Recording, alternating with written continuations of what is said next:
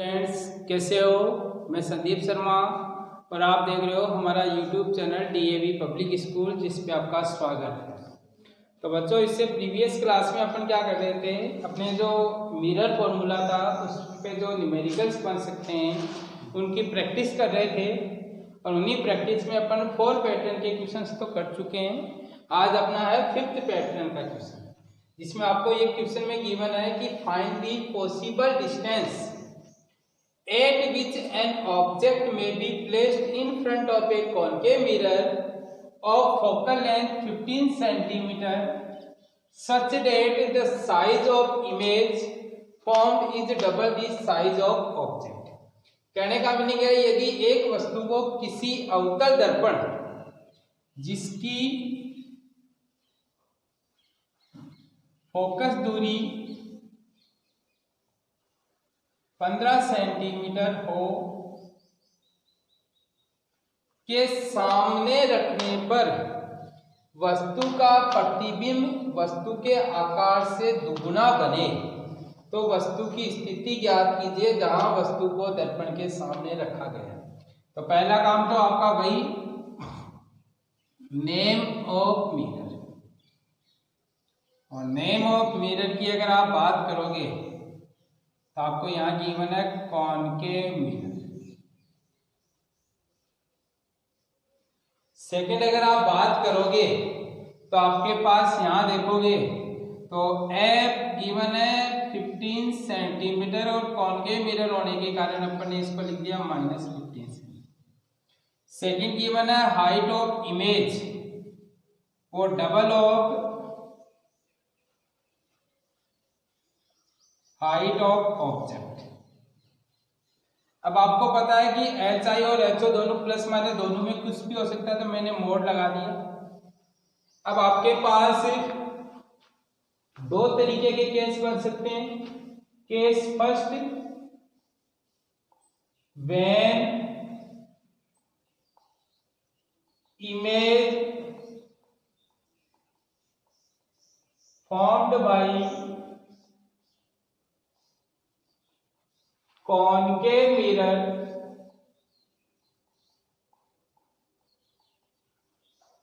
Is real.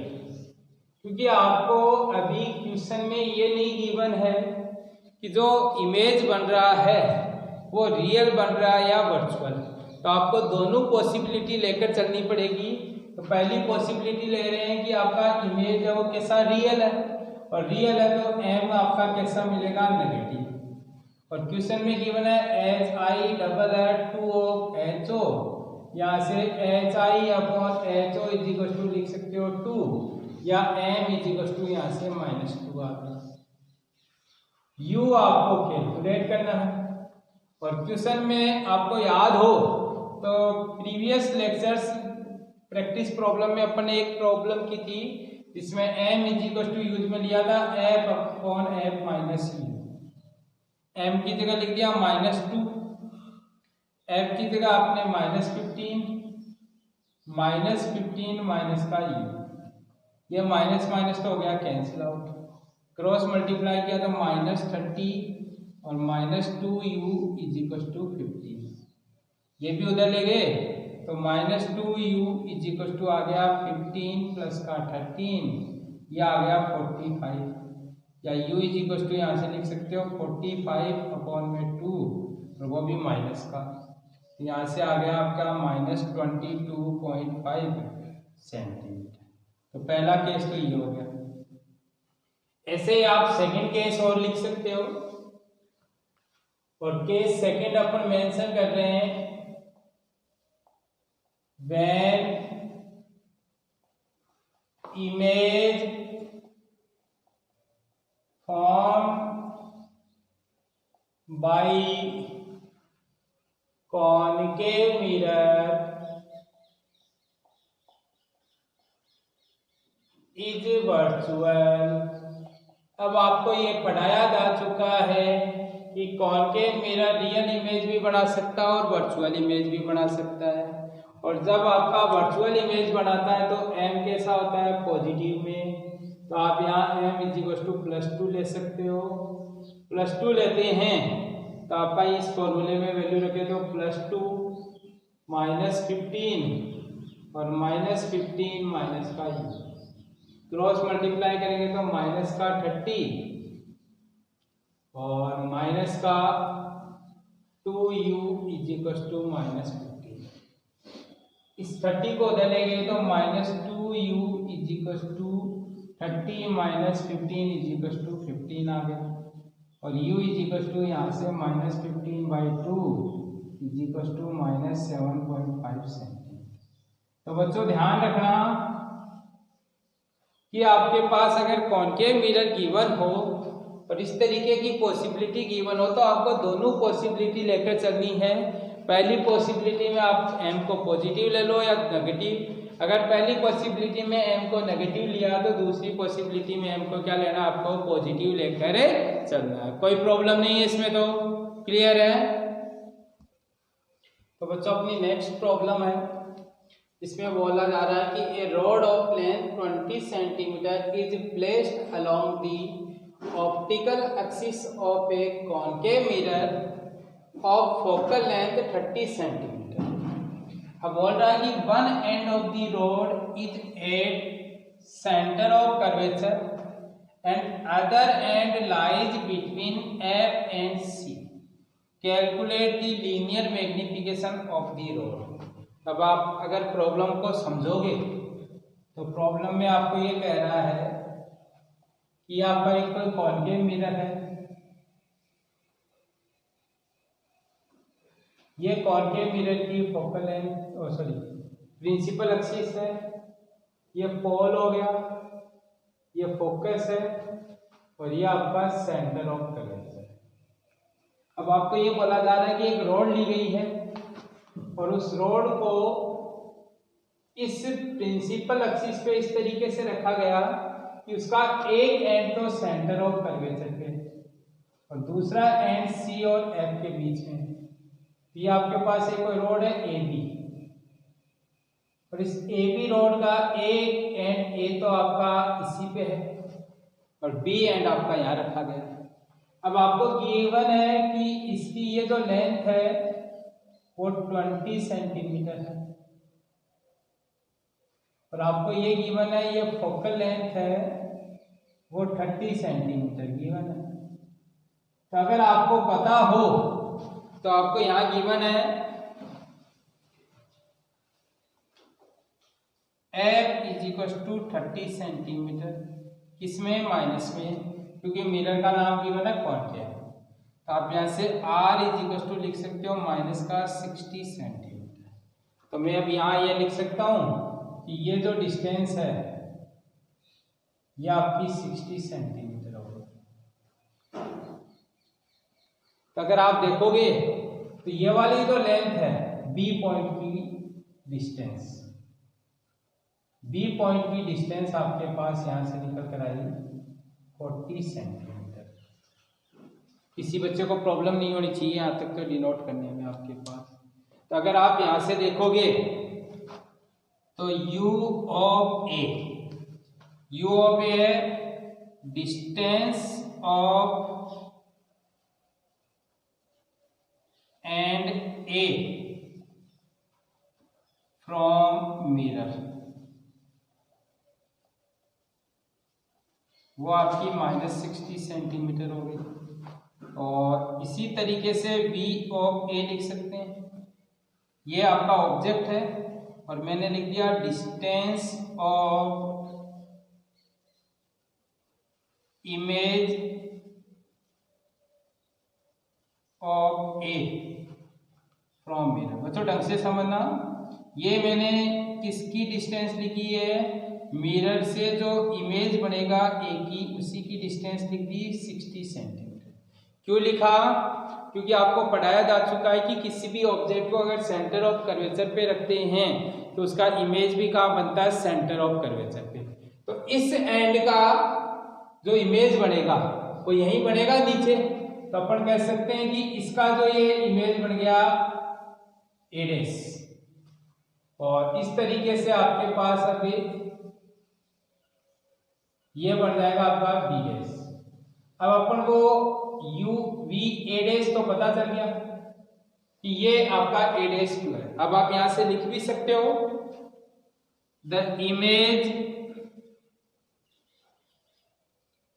Of object at centre of curvature is same, यानी किसी भी object का सेंटर ऑफ कर्वेचर पे जो इमेज बनता है वो वहीं बनता है जहां पे आपका ऑब्जेक्ट रखा होता है। अब आपको निकालना क्या है, V और B निकालना है। अब V और B की बात करोगे तो आप बोल सकते हो बाई मिरर फॉर्मूला, और मिरर फॉर्मूले से आप क्या जानते हो, 1/v plus 1/u is equal to 1/f। यहां से आप ये भी लिख सकते हो 1/v is equal to 1/f minus 1/u, f u minus f। यहां से आपका v is equal to f u upon में u माइनस f। f आपको -30 गिवन है, u आपका किसका निकाल रहे हो, b का निकाल रहे हो, तो b का निकाल रहे हो तो आप यहां से ये लिख सकते हो कि आपको u और b है वो कितना गिवन है, -40 सेंटीमीटर गिवन है। कैसे निकाला, देखो ये वाली डिस्टेंस कितनी है 40 सेंटीमीटर और u किस में होता है नेगेटिव में, यहां से लिख दिया -40 u की जगह -40 माइनस -30। सॉल्व करोगे तो -30 इंटू -40, ये माइनस का 40 में से 30 सब्सट्रैक्ट हुआ तो माइनस करते हैं, ये तो कैंसिल आउट, 0 से 0 कैंसिल आउट और यहाँ से आ गया -120 सेंटीमीटर। ये V और B निकल कर आ गया, यानी आप ये कह सकते हो कि ये वाली जो है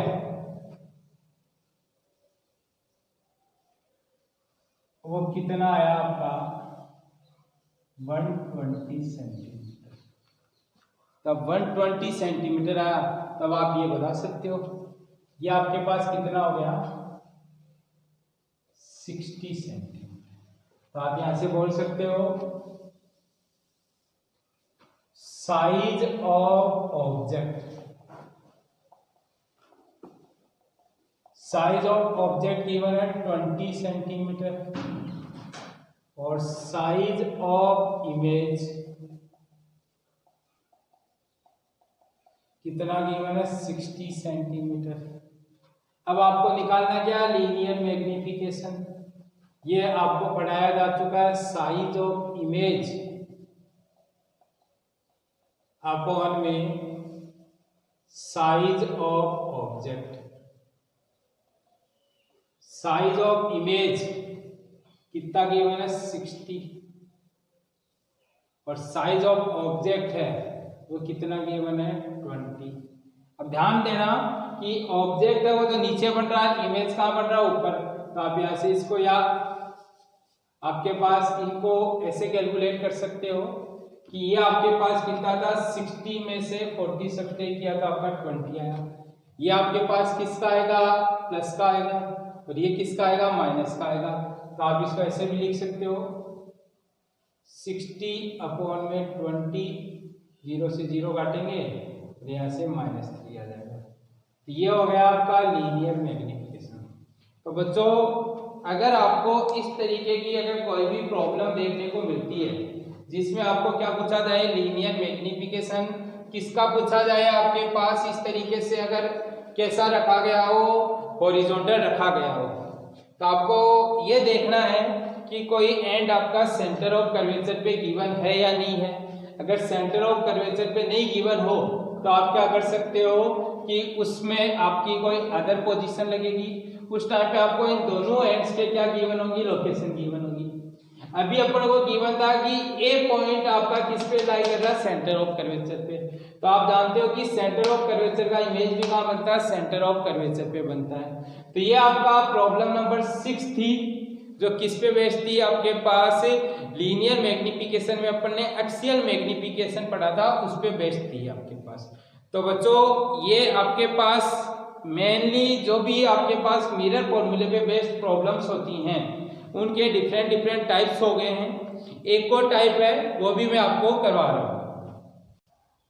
तो बच्चों अपना अगर मिरर फॉर्मूले पे बेस्ड अपन प्रॉब्लम की बात करें तो एक और प्रॉब्लम है जिसमें आपके पास ये वाली जो प्रॉब्लम है, इस प्रॉब्लम में मैंने आपको एक स्पेशल केस पढ़ाया था और वो स्पेशल केस था वर्चुअल ऑब्जेक्ट का केस।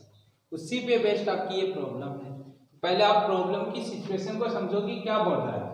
कह रहा है एक converging beam of light is incident on a convex mirror. तो आपने क्या किया, ये कोई कॉन्वेक्स मिरर फॉर्म किया,